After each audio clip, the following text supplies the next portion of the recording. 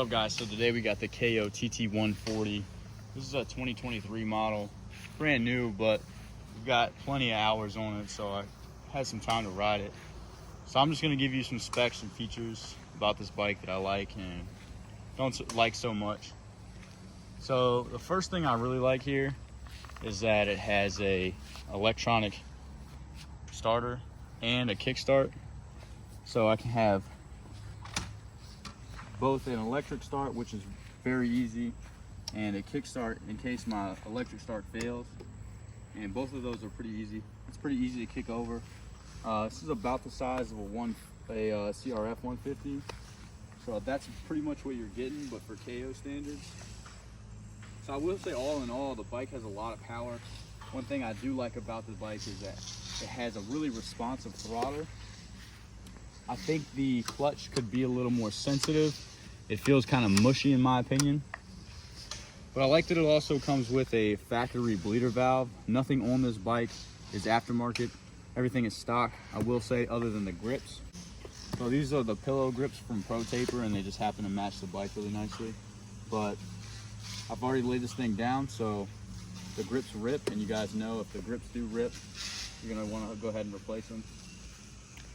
Some cool things about this bike is that the emission standards is different for something like a Japanese bike, so you get a really nice muffler. That sounds really good, and I'll start it up here for you guys in a little bit. Also, I really love that it has front and rear disc brakes. Up in the front, you've got inverted forks. It's got a kill switch up here. I don't love the kill switch. I think that it's kind of cheap and cheesy because it moves around quite a bit, and you really have to press it and hold it for a good second before it's going to kill itself. Another thing that I'm not super cool about is the gear shift.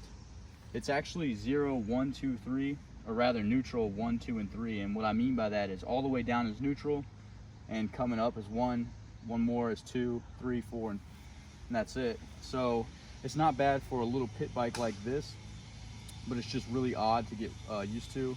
It's got nice foot pegs. I do like those. I think they're nice and wide. The kickstand works just fine for me. The chain isn't too bad. I would probably get an aftermarket chain if I were going to go that route. And the rims and tires, not so bad. I will say one thing about the spokes though, is that when you get a Kayo, especially in this model, go ahead and tighten up your spokes, because those were loose for me and they've loosened up over time. So I almost have to check them every time I ride. But other than that, let me start this thing up for you guys real quick and let you hear it.